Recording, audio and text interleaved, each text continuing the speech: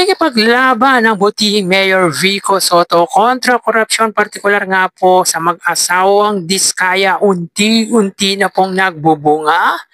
Yan ang pag-uusapan natin patungkol sa kinabibilibaan, hinahangaan at pinakamahusay na punong lungsod sa buong bansa ngayong araw po. Pero bago yan mga kaparokya, kung gusto niyo po ng ganitong klaseng content, ay makikiusap po ako sa inyo na pakisubscribe ang aking YouTube channel. Paki-like and share na rin po mga kaparokya, na sa gayon ay mas dumami pa po makapanood ng content natin. Maraming salamat po sa inyo mga kaparokya at sinashoutout ko nga po pala lahat ng aking subscribers.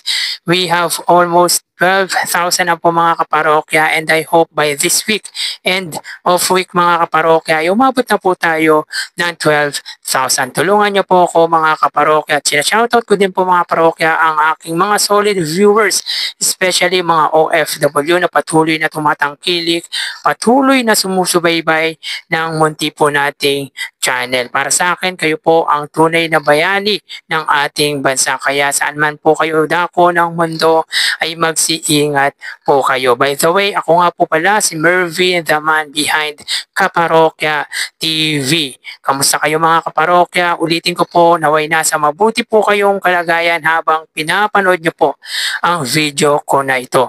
So yun nga po mga kaparokya, unti-unti na po na totally 100% na nagbubunga ang ipinaglalaban ng butihing Mayor Vico Soto kontra korupsyon, partikular nga po yan sa mag-asawang Diskaya. Alam naman po natin mga kaparokya na isa si Mayor Vico Soto sa lumalaban kontra korupsyon, at alam din po natin na si Mayor Vico Soto din po ang isa sa dahilan kung bakit naungkat ang anomalous flood control project na kinasasangkutan po mga kaparokya ng mag-asawang Diskaya. Sa mga hindi po nakakaalam mga kaparokya, ang mag-asawang Diskaya or si Sara Diskaya ay nakatunggali ng butihing Mayor Vico Soto last midterm election sa lungsod po ng Pasig, na tumakbo po ito para sa pagka-mayor or alkalde, na talagang grabe ang black propaganda at paninira ang ginawa sa butihing Mayor Vico Soto, na siya naman pong kabaligtaran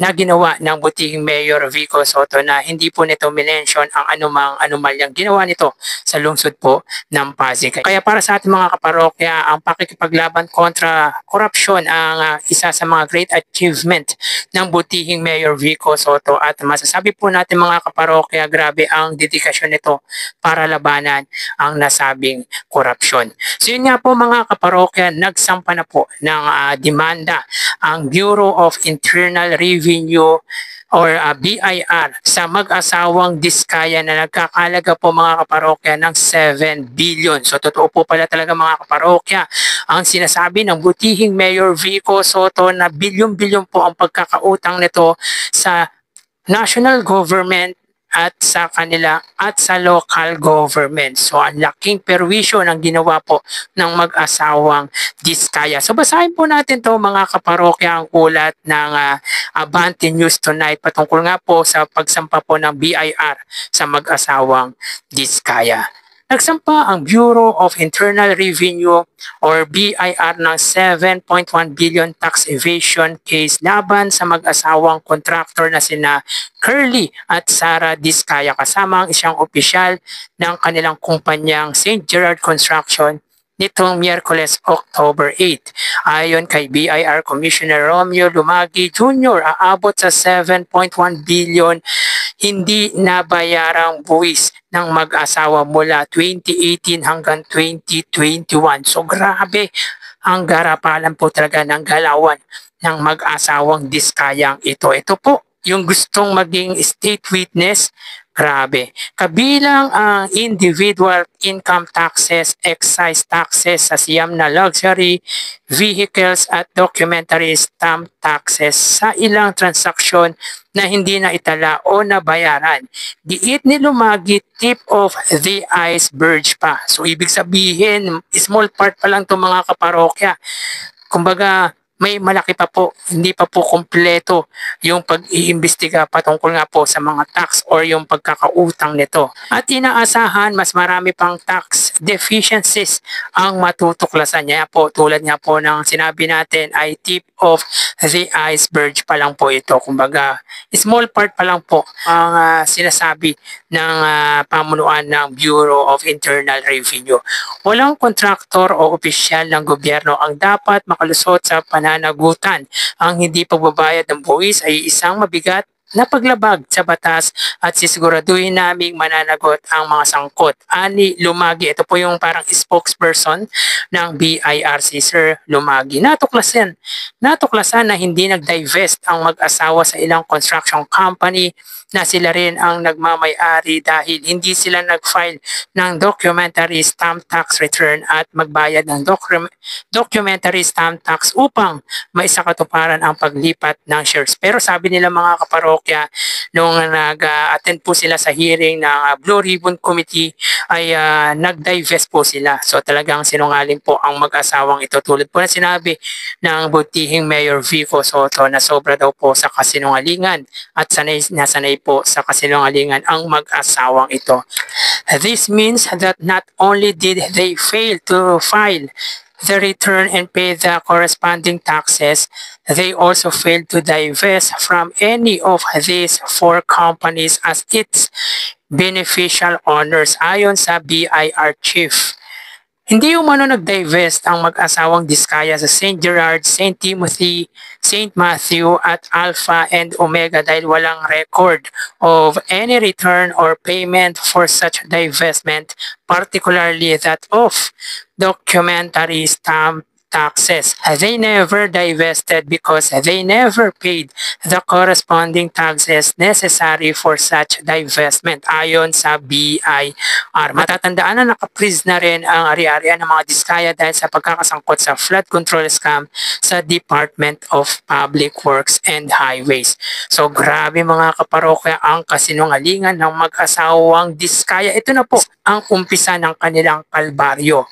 Talagang dapat po talaga hindi po ito mapunta sa bilang state witness, at kung mapunta man po sila bilang state witness ay magsabi po sila ng katotohanan, ibigay din po or ibalik din po nila ang yaman na kinuha po nila sa kaban ng bayan. So yun nga po mga kaparokya, unti-unti na pong nagbubunga ang pinaglalaban ng butihing Mayor Vico Soto against po sa corruption. Partikular nga po sa involvement ng mag-asawang Diskaya. Totoo pala na bilyon-bilyon ang pagkakautang nito not only sa kanilang lungsod, kundi pati na rin po sa national government. So paano nila mababayaran ito mga kaparokya? Ito na po ang ikalulugi ng mag-asawang Diskaya. Kaya hindi po talaga tayo pabor mga kaparokya na ma-under po ito or mapasa ilalim po ito sa Witness Protection Program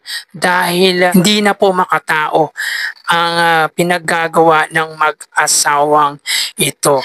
Kaya sa mga DDS supporters na ipinagtatanggol ang mag-asawang ito, hindi na ba kayo na konsensya? Hindi nyo ba naiisip yung mga kapwa nating Filipino na inabuso ng mag-asawang ito? Nakakatawa mga kaparokya na ginagawa pa pong bayani ng mga supporters ng dating Pangulong Duterte ang mag-asawang ito, at todo bash ang mga DDS supporters na totally hindi naman po lahat ng mga supporters ni Pangulong Duterte ay talagang binabash ang butihing mayor, pero yung mga bayarang trolls at bayarang malalaking vlogger ang siyang tumutuligsa, ang siyang tunay na nagbabash sa butihing mayor. Hindi na po ba kayo naawa sa mga milyon-milyon nating kababayan na nagpapakahirap, talagang nagsasuffer dulot ng baha?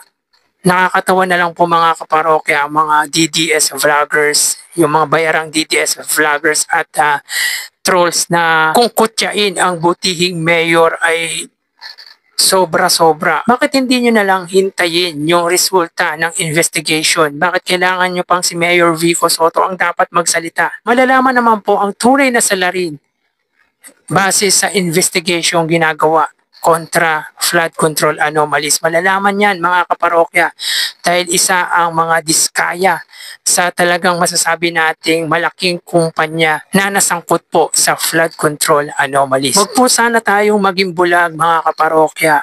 Paglaban natin yung nararapat na para sa atin. Huwag natin gawing bayani ang nagnakaw sa bilyong-bilyong kaban ng ating bayan.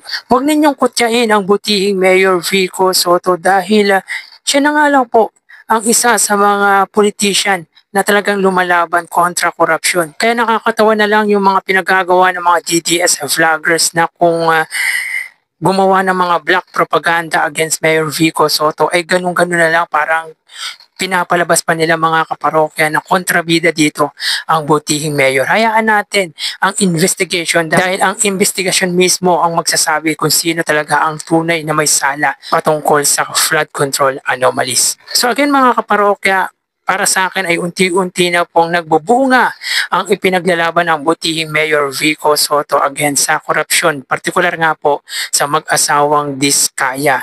Siya po ang isa sa dahilan kung bakit naungkat nga po ang anomalous flood control na kinasasangkutan niya po ng mga senador, ng mga congressman, ng officials ng DPWH, yung mga district engineers at yung mga contractors tulad po ng Diskaya. Hayaan po natin na ang investigasyon po ang magsabi kung sino po ang tunay na may sala.